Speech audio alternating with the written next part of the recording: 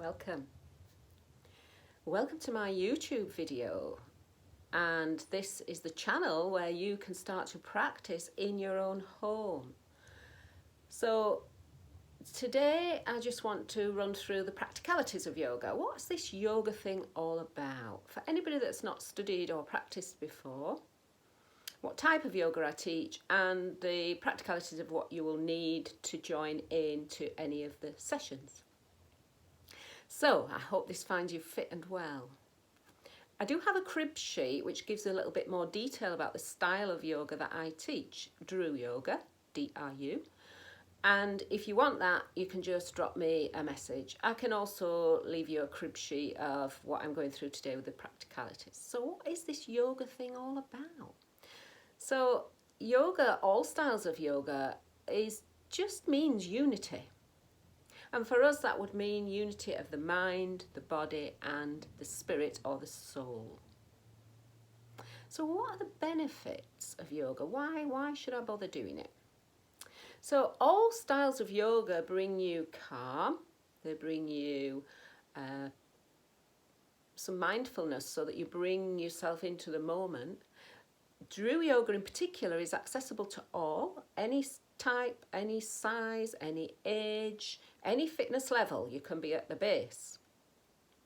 It improves and offers greater body strength, flexibility, your stability and balance, which is brilliant at the moment. We all need to balance. And it teaches you the difference between exertion, energy, and then a settling down and relaxation, which is just as important. Brings a stillness and calm into your mind and into your body. And it's a pathway to greater health and well-being, happiness, and a good way of living.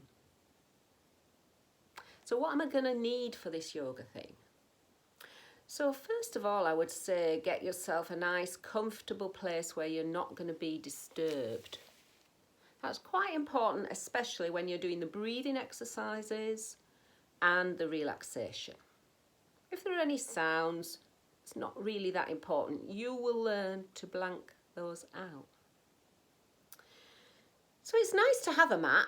That becomes your friend, the one that you'll practice your yoga with. But, you know, a towel or a rug. If you're on a carpeted floor, maybe not even that. If you're on a slippy floor, do be careful and put something down so you're not going to slip around. We will be doing mostly standing postures, but I will be building up the videos later on, so we may come down to some lying postures too. So I can't stress enough, you need to watch the safety video first, and then you can keep yourself and your body healthy and safe. So as well as the mat, I might suggest to you that you use a cushion or a block or a bolster or some piled up books. That will be often to raise the floor up if you can't quite reach the floor, but also for resting, sitting, and certainly for your relaxation. You might want layers, warmer clothes, socks, and even a blanket or eye pillow. Please do sip water at regular intervals. That's quite important to keep rehydrated, but not to gulp and take great lots of water because it'll be swilling around in the belly, and that won't make for a very comfortable practice.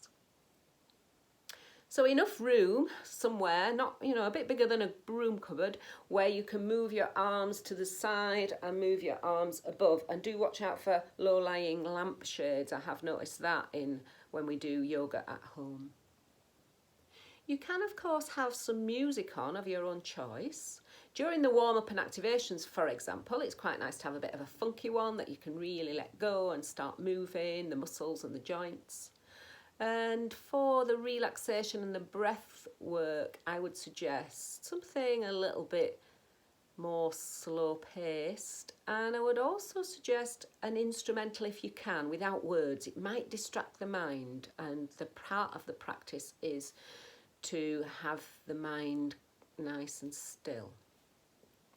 So I have got quite a few videos on there at the moment, and enough to make up what you would suggest a traditional full class, And I will be adding more as we go, and certainly I'll be adding some with a shorter length of time, because I know some people are a little bit pressed at the moment. Often you're still working at home.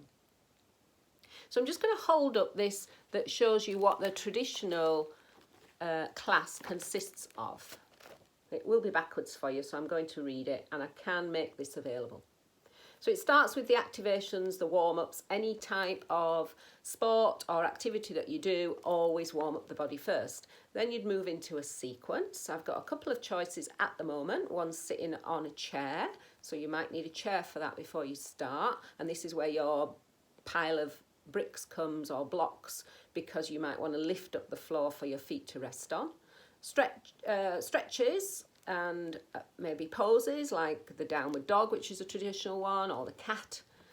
And then into some breathing exercise, some breath practice, some relaxation, and some meditation to end. So that's a traditional class, but you know, dip in and out whenever you wish. If you're feeling a little bit sluggish, you'd want the quick warm-ups. If you're feeling that you're a little bit fraught, then you want to settle yourself. Breathwork is excellent for that. And of course, treat yourself to a beautiful relaxation, because it's just as important to relax the body as to move and activate the body. So, brilliant. I'm so pleased that you came to look. Move on next to the safety video. It's just a short video to let you know how to keep your body safe in your practice. And then have a go. Give me some feedback, send me some messages, and if there's anything particular, because you've practiced yoga before and you really want to have a go, sun salutation, or even the downward dog, just let me know and I can just keep posting videos up for everybody. Okay, have fun with your yoga. Goodbye.